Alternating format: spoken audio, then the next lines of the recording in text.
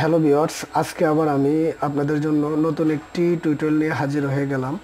তো আসলে আপনারা হয়তোবা আমরা এই সময় সবচেয়ে থেকে আমরা যারা মোবাইলের কাজ করি, আমাদের জন্য সব থেকে যে সমস্যা, আমরা এফআরপি আনলক করতে গেলে অনেক প্রকার ঝামেলা হয়।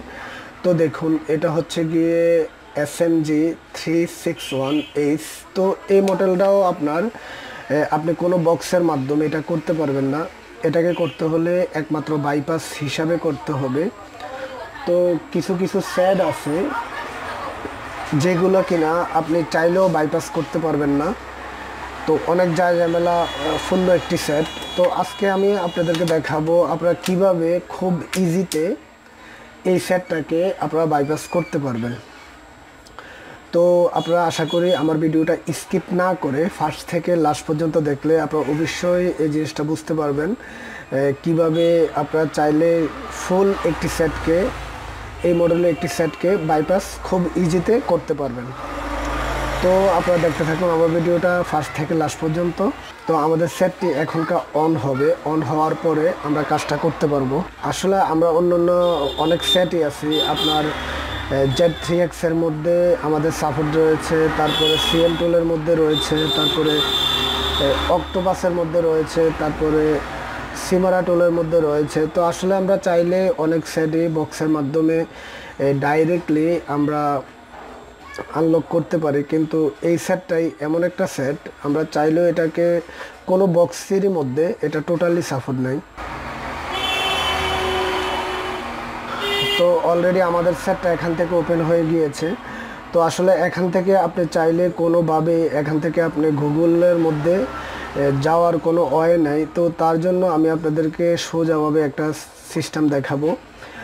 আপনি আপনার কম্পিউটারের মধ্যে সাইনশেয়ার নামে একটি সফটওয়্যার রয়েছে। সাইনশেয়ারটা অন করার পর জাস্ট এখান থেকে কেবলটা ফোনের মধ্যে লাগিয়ে দেবেন। লাগিয়ে দেওয়ার পর দেখুন, এখান থেকে আমরা যদি সামনের দিকে যাই, এখান থেকে যাওয়ার পর কোনোভাবে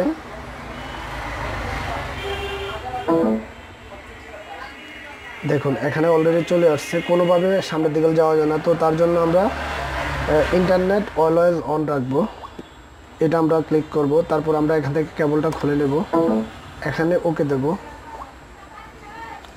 ওকে দেওয়ার পর যেটা আমরা করতে পারি, এখান থেকে ডাইরেক্টলি হোম বাটনে চলে যাব।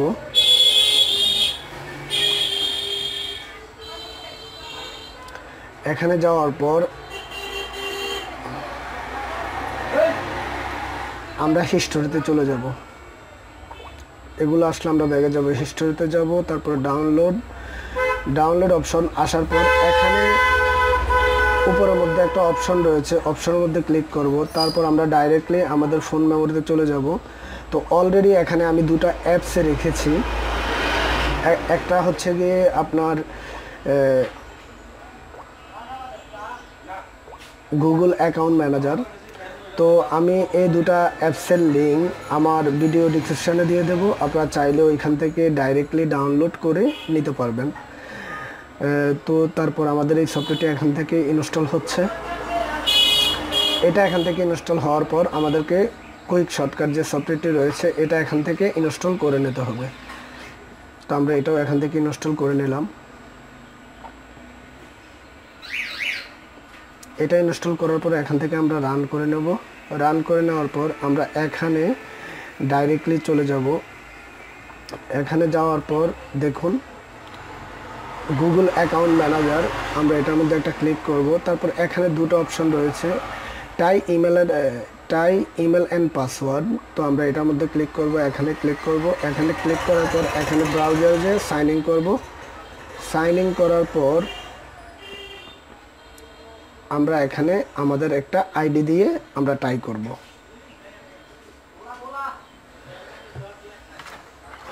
তো আসলে এখান থেকে আমার ফোনটা অলরেডি আরও একটু সমস্যা, আমি ডাইরেক্টলি এখান থেকে লিখতে গেলে আমি এখান থেকে লিখতে পারতেছি না।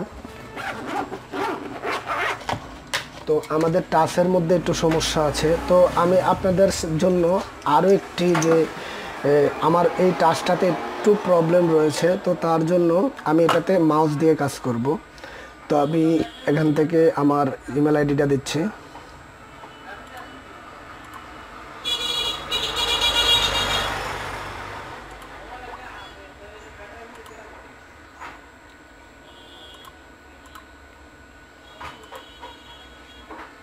তো আপনারা হয়তো অনেকজনেই বলবেন আসলে এটা তো এভাবে আমরা ডাইরেক্টলি লিখতে পারি। তো আমি আপনাদের জন্য দেখুন, আমি এখানে 0 উঠাতে গেলে এখান থেকে আমার 9 উঠে যাচ্ছে। তো তার জন্যে আমার এই পদ্ধতি। তো আমি এখান থেকে আমার জিমেলটি দিয়ে দিলাম, এখান থেকে আমি আমার পাসওয়ার্ডটি দিয়ে দিচ্ছি।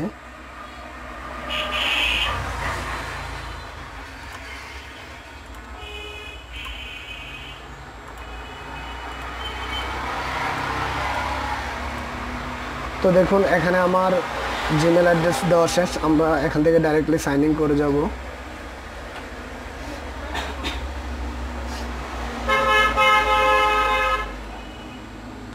তো জাস্ট আমরা এখান থেকে কি করব, আমাদের ফোনটিকে এখান থেকে আমরা রেজিস্টার দিয়ে দেব।